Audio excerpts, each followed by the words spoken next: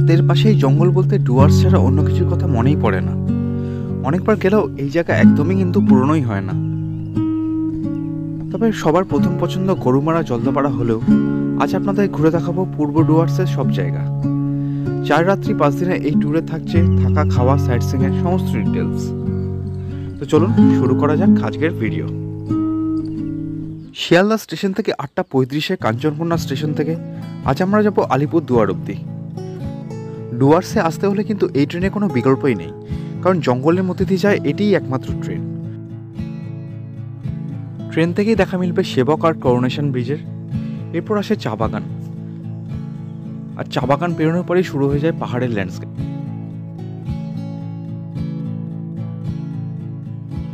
একের পর এক সিনিক ল্যান্ডস্কেপ উপভোগ করতে করতে কখন যে আপনারা আলিপুরদুয়ার পৌঁছে যাবেন আপনারা কিন্তু বুঝতেই পারবেন না। আমরা আলিপুরদুয়ার পৌঁছেছিলাম দুপুর 1টার সময়। আলিপুরদুয়ারে আমাদের জন্য গাড়ি অপেক্ষা করছিল, তাই আর ওয়েট না করে আমরা এগিয়ে চললাম বক্সার দিকে। এখানকার জঙ্গলে ঢুকতে গেলে আপনাদের পারমিশন করতে হয়। পারমিশন আপনি যে ড্রাইভার নেবেন সেই ড্রাইভার দাদাই করিয়ে দেবেন আপনাদের। বক্সার গেটে 3 দিনের জন্য পারমিশন করে আজ আমাদের গন্তব্য সান্তালাবাড়ি। আলিপুরদুয়ার থেকে সান্তালাবাড়ির ডিস্টেন্স 30 কিলোমিটার, মোটামুটি 1 ঘন্টার মধ্যেই পৌঁছে যাওয়া যায় ডেস্টিনেশনে। সান্তালবাড়ি পৌঁছালাম যখন তখন বাজে দুপুর 3টে। আজ আমরা থাকবো বনপাহাড়ি রিসর্ট সান্তালাবাড়িতে। সান্তালাবাড়িতে যে কটা হোমস্টে আছে তার মধ্যে কিন্তু বনপাহাড়ি রিসর্ট সব থেকে ভালো। আমরা এই দুটো কটেজে ছিলাম, রুমগুলো সবকটাই এসি। আমরা যেহেতু 2 বছর আগে গেছিলাম তাই এখন ট্যারিফ চেঞ্জ হলেও হতে পারে, তাই আমি ট্যারিফটা মেনশন করলাম না। আমরা যখন গেছিলাম তখন আমাদের 2000 টাকা পড়েছিল। সামনেই রয়েছে মেন বিল্ডিং। মেন বিল্ডিংয়ে রয়েছে 4টে রুম, তার মানে 4টে রুম আর 2টো কটেজ, এই হলো টোটাল ক্যাপাসিটি এখানকার থাকার। রুমে ঢুকে ফ্রেশ হয়ে আজ আমরা একদম লাঞ্চ করে নিলাম ডাইরেক্ট। লাঞ্চ করে উঠতে উঠতে আমাদের প্রায় 4টে 4:30 বেজে গেছিলো। আজকে দিনটা আমরা আশেপাশে এরিয়াটা একটু হেঁটে দেখব। আজ আমাদের সেকেন্ড ডে। সান্তালবাড়িতে থাকার উদ্দেশ্য হলো বক্সা ফোর্ট ট্রেক। সেই মতো সকাল সকাল বেরিয়ে পড়লাম বক্সা ফোর্ট ট্রেকের উদ্দেশ্যে। বক্সা ফোর্ট ট্রেক করতে হলে আপনাদের সান্তালবাড়ি থেকে যেতে হবে 0 মাইল অবধি। 0 মাইল থেকে মাত্র 2.5 কিলোমিটার। এই ট্রেকটা কিন্তু প্রচণ্ড মনোরম, তবে রাস্তা একটু এবড়ো খেবড়ো, বয়স্ক মানুষদের একটু অসুবিধা হতে পারে। এছাড়া চারিদিকে পাহাড় আর জঙ্গলের মধ্যে দিয়ে যেতে যেতে কখন যে বক্সা ফোর্ট পৌঁছে যাবেন আপনারা বুঝতেই পারবেন। আমরা সেপ্টেম্বর মাসে ট্রাভেল করছিলাম, তাই চারিদিকটা কিন্তু বর্ষার পর আরও বেশি সবুজ দেখাচ্ছিল। বক্সা ফোর্টে যখন পৌঁছলাম তখন আমরা একটু হতাশ হলাম, কারণ আমরা যখন গেছিলাম 2 বছর আগে তখন রিনোভেশন চলছিল, তাই বক্সা ফোর্টটা বন্ধ ছিল। তাই বাইরে থেকে একটু দেখে নিলাম। এখন যদি আপনারা যান এখন কিন্তু আপনারা ভেতর অবধি যেতে পারবেন, কারণ এখন এটি কমপ্লিট হয়ে গেছে। এখানে যেতে হলে কিন্তু গাইড ম্যান্ডেটরি। গাইড আপনারা সান্তালাবাড়ি মার্কেট থেকেই পেয়ে যাবেন। ফেরার সময় একটা ভিউ পয়েন্টে দাঁড়ালাম। এই ভিউ পয়েন্ট থেকে দূরের সমস্ত জঙ্গল দেখা যাচ্ছে। জয়ন্তী, বক্সা, পুরো রিজিয়নটা দেখা যাচ্ছে এখান থেকে। অদ্ভুত সুন্দর কিন্তু এই জায়গাটা। এরপর আমরা হোটেলে ফিরে একটু ফ্রেশ হয়ে ব্রেকফাস্ট করে বেরিয়ে পড়লাম জয়ন্তীর উদ্দেশ্যে। জয়ন্তীতে রয়েছে আজকে আমাদের সেকেন্ড স্টে। আমরা থাকবো আজ হোটেল নেস্টে। লাঞ্চের পর আজ আমাদের রয়েছে বক্সা জয়ন্তী জঙ্গল সাফারি, তাই তাড়াতাড়ি রেডি হয়ে পড়লাম। সাফারিটা আমরা শুরু করলাম, আর শুরু করার সাথে সাথেই সত্যি মনটা ভালো হয়ে গেল এত সবুজ গাছপালা দেখে। জাস্ট বর্ষার পরপরই, তাই এদিক ওদিক জলও জমে আছে দেখলাম, তো দারুণ লাগছিল। মানে ফ্র্যাঙ্কলি স্পিকিং, জলদাপাড়া, গরুমারা আমরা গেছি, কিন্তু এই জঙ্গলটা সত্যি একটু বেশি ভালো লাগলো, কারণ অনেকটাই ডেন্স ফরেস্ট আর জন্তু জানোয়ার দেখার চান্সও বেশি, সেটা আমাদের গাইড দাদাও বললো। এবং ইভেনচুয়ালি সত্যি কথা আমরা একটা হাতির পাল পেয়েছিলাম, 6-7টা ছিল, তো সেটা একটা অ্যামেজিং এক্সপিরিয়েন্স, মানে ফার্স্ট টাইম। আর অজস্র হরিণ দেখেছি, খুব ভালো ছিল সাফারিটা। আপনারা এখানে এলে কিন্তু অবশ্যই করবেন। এটা রিভার বেড, জাস্ট জয়ন্তী নদীর জাস্ট অপোজিট সাইড। এটাও কিন্তু পার্ট অফ দ্যাট সাফারি, তো ওরা শেষে এখানে নিয়ে আসে। আজ আমাদের ট্যুরের ডে 3, আর সকাল সকাল আজ আমরা যাব ছোট মহাকাল ট্রেকে। মহাকাল ট্রেকের জন্য ফরেস্ট ডিপার্টমেন্ট থেকে গাড়ি নিতে হয়। আমাদের নিয়েছিল ১,৫০০ টাকা। গাড়ি একদম হোমস্টে অবধি চলে আসে।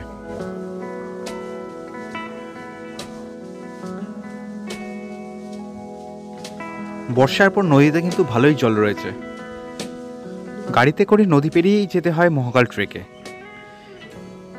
শীতকালে এলে গাড়ি একদম শেষ পর্যন্ত চলে আসে। এখন বর্ষা যেহেতু জাস্ট শেষ হয়েছে, সেই জন্য চারিদিকটা পুরো জঙ্গল হয়ে রয়েছে। তাই গাড়ি থেকে নামার পর মোটামুটি 1 কিলোমিটার পথ আমাদের হেঁটেই যেতে হয়েছে।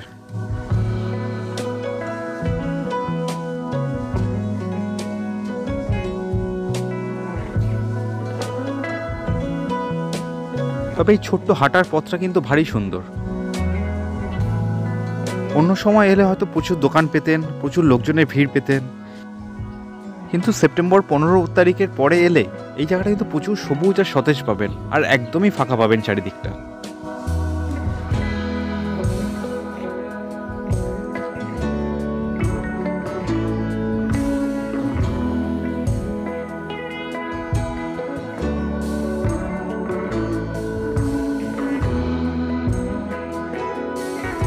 আপনারা যদি জয়ন্তী ঘুরতে আসেন তাহলে কিন্তু মহাকাল ট্রেকটা একদমই মিস করবেন না। এই সেই একটা অদ্ভুত অভিজ্ঞতা, এই সেই নদী পেরোনো। নদীটা এখান থেকে দেখে কিন্তু মনে হচ্ছে বেশি জল নেই।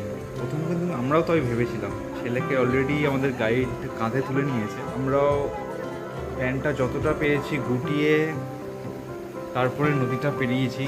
আমি হাফ প্যান্ট পরেই এসেছিলাম এবং সবাইকে রেকমেন্ড করবো যে এইরকম টাইমে গেলে হাফ প্যান্ট পরে যাবেন। আর জুতোটা খুলে আসা বাঞ্ছনীয়, কারণ এইটা হাঁটতে গিয়ে কিন্তু আমার চটি জলে ভেসে গেছিল। প্রচণ্ড জলের স্রোত, এখান থেকে কিন্তু বুঝতে পারছেন না আপনারা। আর ফোনটাও সত্যি আমি ভিডিও করেছি অনেক রিস্কে। মানে এখন হয়তো দেখতে ভালো লাগছে, কিন্তু বাই চান্স মানে পড়ে গেলেও পড়ে যেতে পারতো ফোনটা, জানি না আর পেতাম নাকি। আর এতটাই স্রোত ছিল জলের। তো চলুন আমরা এগিয়ে যাই। এই জায়গাটা প্রথমটা মোটামুটি ঠিকঠাকই ছিল। লাস্টের মোমেন্টে যখন অনেকটাই গভীর, প্রায় আপনার কিছু না হলেও 2-3 ফুট তো হবেই।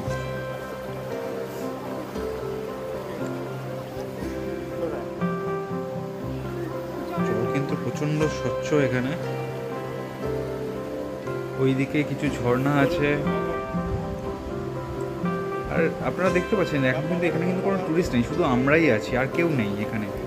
24 তারিখে 15 তারিখে বর্ষার জঙ্গল খুলেছে, তারপরেই জাস্ট 1 সপ্তাহ হয়েছে, সেই জন্যই অনেকটাই এখনো সবুজ, ভিড়টা নেই। এটা একটা বিশাল ব্যাপার। আর এই মহাকালের অভিজ্ঞতাটা সত্যি চিরকাল মনে থাকবে, কারণ এই সুন্দর এই জার্নিটা সত্যি ভোলার নয়। প্রচণ্ড জল, স্রোত কিন্তু অনেকটাই। এইটা পেরিয়ে আমরা এগোলাম। জুতোটা হাতে করে আসাই কিন্তু বুদ্ধিমানের কাজ। আমার কিন্তু জুতোটা পরে আসতে গিয়ে জুতোটা ভেসে গেছে। তো সেটা আপনারা যখন যাবেন এটা কিন্তু মাথায় রাখবেন সবসময়। অন্য সময় ব্রিজ হয়ে যায়, আর 1 মাস পরেই তখন একটা জিনিসটা হয়তো আর্টিফিশিয়াল হয়ে যাবে, কিন্তু সেই এটা থাকবে না, ফিলিংসটা থাকবে না, যে থ্রিলিং ব্যাপারটা থাকবে না। এটা তো আমি হলপ করে বলতে পারি। আমরা যে নদীটা পেরিয়ে এলাম সেই নদীটা কিন্তু শীতকালে ব্রিজ হয়ে যায়। ব্রিজটা অস্থায়ী থাকে, বর্ষার জলে প্রতি বছরই ভেঙে যায়। তাই শীতকালে এলে আপনাদের কিন্তু এই সমস্যাটা হবে না।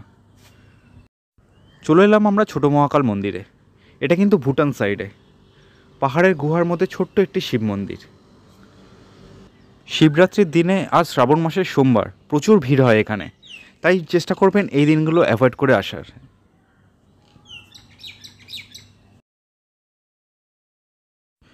এখান থেকে একটু এগিয়ে গেলেই আমরা সেই ঝর্ণাটা পাবো, যার জলই আসছে নদীতে। কিন্তু অনেকটাই জল, এখানে কিন্তু স্নান করা যায়, কিন্তু জলটা হাতিয়ে দেখলাম বেশ ঠান্ডা, আর সেই কোনো ভরসাতেই আমরা ফিরে যাব আবার সেই একই পথে জল পেরিয়ে।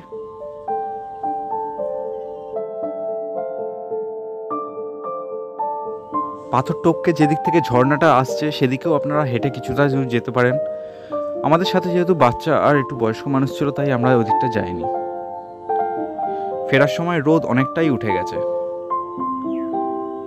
সেই আবার ফিরতি পথে আবার আমরা গেলাম একদম গাড়ি অবধি।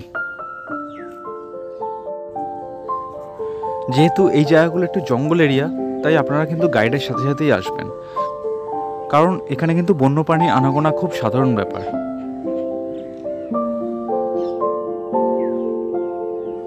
মহাকাল ট্রেক শেষে আমরা আবার ফিরে গেলাম হোটেল নেস্টে। লাঞ্চের পর এবার আমরা যাব চুনিয়া ভুটিয়া ওয়াচ টাওয়ার দেখতে, তার সাথে দেখে নেব হাতিপোতা। জঙ্গলের মাঝখানে একটা ঘন্টার আওয়াজ, এটা একটা পোকারই আওয়াজ। তো লোকাল লোকজন এটাকে ঘন্টি পোকা বলে। তো মনে হয় যেন জঙ্গলের মধ্যে কোনো মন্দির থেকে দূর থেকে কোনো পুরোহিত ঘন্টা বাজাচ্ছে। অসাধারণ লাগছিল। দুধারে সবুজ জঙ্গল, মাঝখানে এরকম আওয়াজ, তার সাথে ঝিঝি পোকা। জার্নিটা সত্যি দারুণ ছিল। আর চুনিয়া ওয়াচ টাওয়ারটাও একটা দারুণ লোকেশনে। ভাগ্য ভালো থাকলে কিন্তু এই রাস্তাতেও আপনারা হাতি দেখা পেয়ে যেতে পারেন।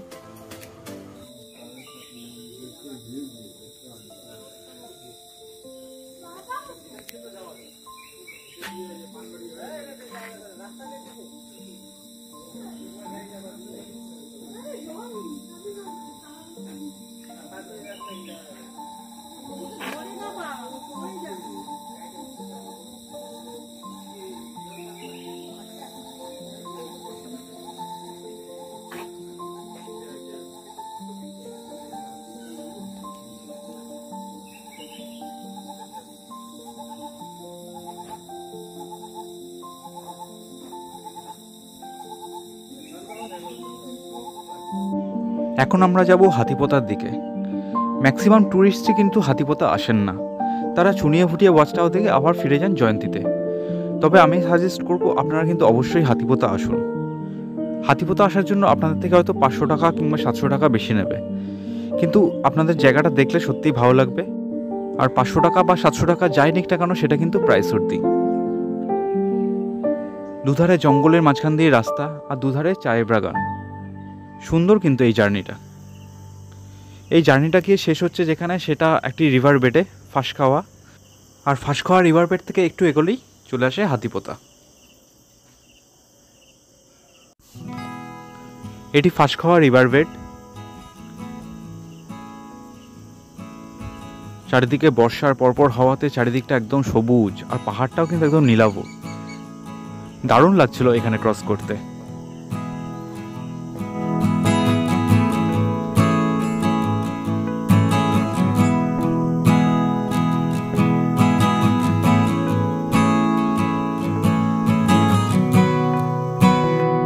চলে এলাম আমরা হাতিপোতা ফরেস্ট বাংলোতে। প্রথম দর্শনে কিন্তু মুগ্ধ হয়ে যাবেন এখানকার লোকেশন দেখে।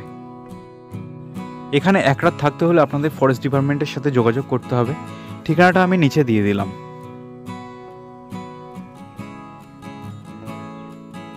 এখানে কিন্তু হাতি মাঝে মাঝেই চলে আসে, তাই চারিদিকটা কিন্তু পুরোপুরি ফেন্সিং করা রয়েছে।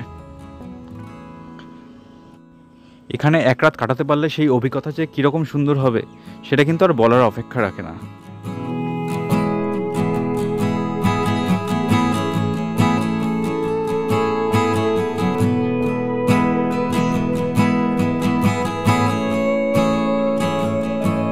হাতিপোতা ফরেস্ট বাংলোর পাশেই রয়েছে একটি রাস্তা, গ্রামের রাস্তা।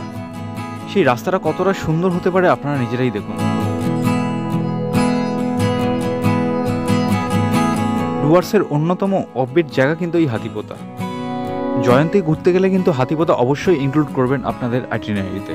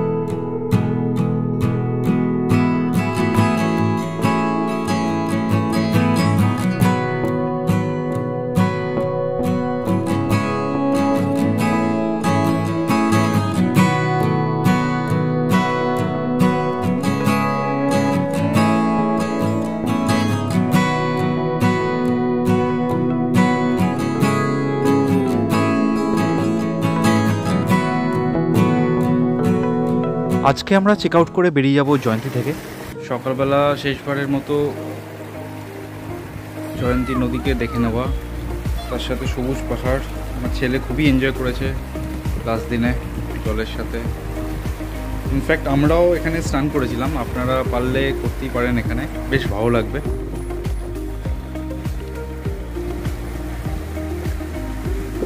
সকাল সকাল স্নান করে আমরা ব্রেকফাস্ট করে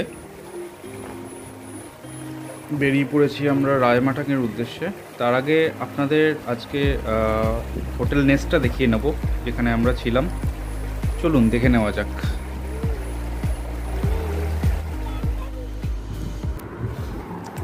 হোমস্টেতে টোটাল 4টে রুম আছে। এটা ফার্স্ট রুম থেকে বেরিয়েই একটা কমন বারান্দাতে আপনারা বসে টাইম কাটাতে পারেন। বারান্দা থেকেই সুন্দর পাহাড়, ইভেন রুম থেকেও দেখা যায়। বারান্দা থেকে বেরোলে আরও সুন্দর দেখা যায়। খাবার দাবার সব বারান্দাতেই সার্ভ করা হয়। সামনেটাও আপনি হেঁটে চলে বেড়াতে পারবেন। বিকেলবেলা এখানে ছাতা পেতে দেওয়া হয়, খুব সুন্দর লাগবে। কিন্তু জায়গাটা কিন্তু একটু নিরিবিলির মধ্যে। বাকি হোমস্টেগুলো কিন্তু যে আপনি যে বাংলোটা দেখছেন ইরিগেশনের, তার অন্য সাইডে, তো এইটা একদমই অন্যদিকে, তো সেই জন্য একটু নিরিবিলি অন্যগুলোর থেকে।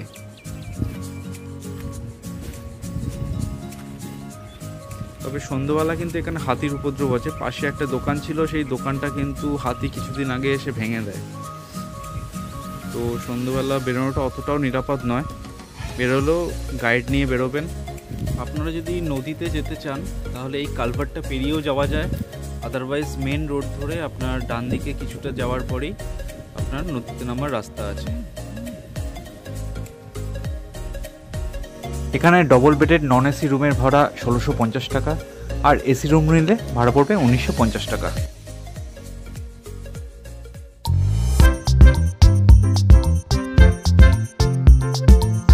জয়ন্তী থেকে চেক আউট করে আমরা এখন যাচ্ছি রায়মাটাং। রাজা ভাতখাওয়া থেকে গাড়োপাড়া, কালচিনি মোড়, সেখান থেকে চুয়াপাড়া রাধারানীর চা বাগান পেরিয়ে রায়মাটাং যাওয়ার রাস্তাটা অপূর্ব। পথের দুদিকে রয়েছে বিস্তীর্ণ চা বাগান, আর দূরে নীলাভ ভুটান পাহাড়।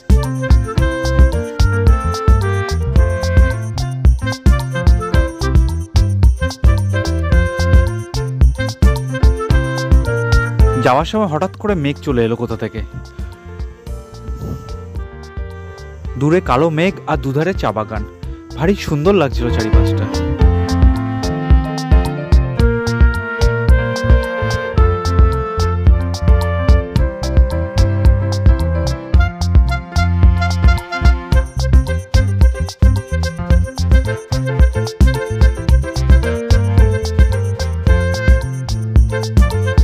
আমরা গাড়ি নিয়েছিলাম সুমিতের থেকে।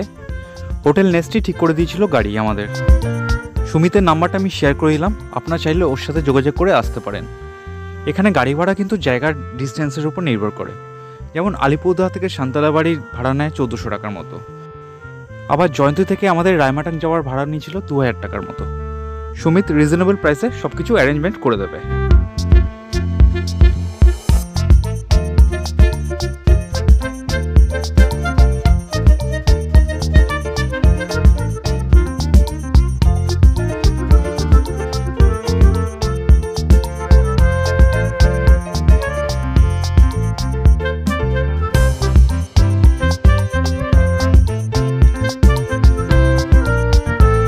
এটি রায়মাটাং নদীর রিভার বেড। এই রায়মাটাং পেরিয়েই যেতে হয় রায়মাটাংয়ের বনবাংলো অবধি।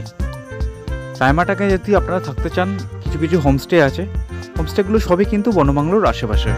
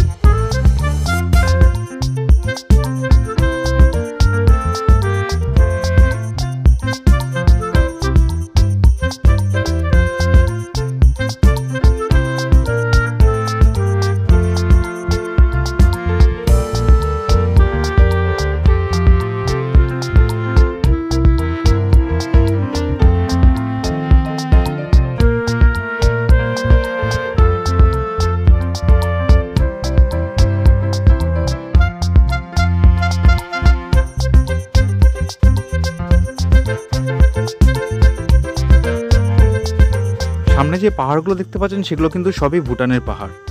রায়মাটাং থেকে ফুনসিলিংয়ের ডিস্টেন্স মাত্র 30 কিলোমিটার। আপনারা যদি ভুটানেও ট্রাভেল করতে চান সেক্ষেত্রেও কিন্তু সুমিত রয়েছে, সুমিতকে সাথে যোগাযোগ করবেন, ও কিন্তু ভুটানও ঘুরিয়ে দেয়।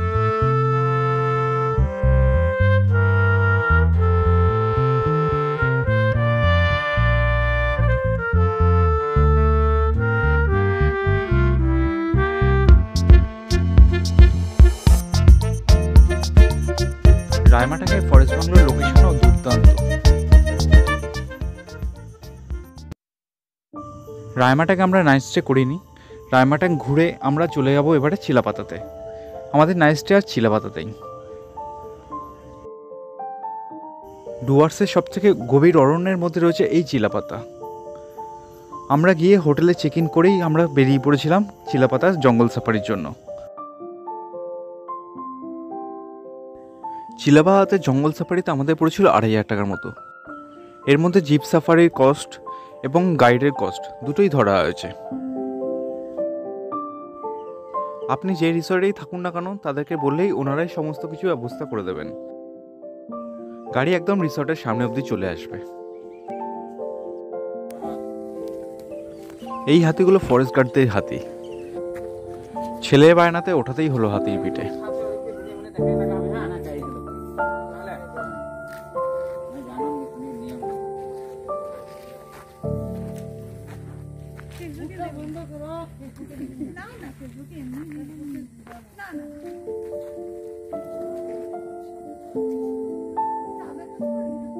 No.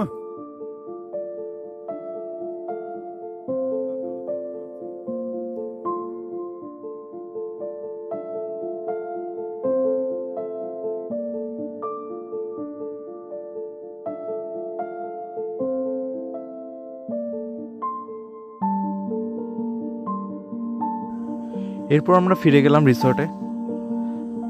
আমরা এবার ছিলাম বানিয়া রিভারসাইড রিসর্টে। নদীর ধারে রিসর্টটি চিলাপাতা থেকে একটু দূরে, কিন্তু লোকেশন খারাপ না, ভালোই। আর রাত্রিবেলার পরিবেশ কিন্তু দুর্দান্ত লাগছিল।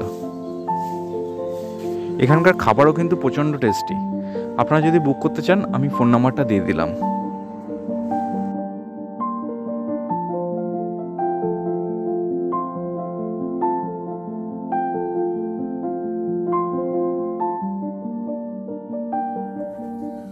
আজকে আমরা ফিরে যাব কলকাতায়। আমাদের ট্রেন নিউ কোচবিহার থেকে। যাওয়ার আগে দেখে নেব কোচবিহার রাজবাড়ি আর মদনমোহন টেম্পল। তাই আমরা আজ চেক আউটটা একটু তাড়াতাড়ি করে ফেললাম।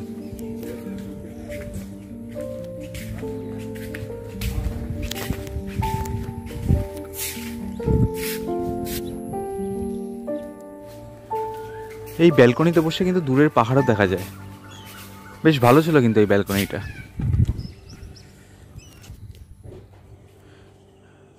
চিলাপাতা থেকে কোচবিহার রাজবাড়ি আসতে 1 ঘন্টার মতো টাইম লাগে। কোচবিহার রাজবাড়ি আর মদনমোহন টেম্পল দেখতে মোটামুটি 2 থেকে 3 ঘন্টা লাগে। তাই সেই টাইম ক্যালকুলেট করে আপনারা কিন্তু একটু আগে বেরোবেন হোটেল থেকে। আমরা ফিরেছিলাম 5:30টার সময় সরাইঘাট এক্সপ্রেসে। আমাদের ডুয়ার্সের ট্যুর আপাতত এ পর্যন্তই। আপনাদের সাথে শেয়ার করলাম 4 নাইটস 5 ডেজের পুরো ডুয়ার্স ট্যুর। এরপরে যদি কোনো কোয়েশ্চেন থাকে আপনারা অবশ্যই জানাবেন, চেষ্টা করব সলভ করার। দেখা হচ্ছে আপনাদের সাথে নতুন কোনো জায়গায় নতুন কোনো ভিডিও নিয়ে। Till then, bye by.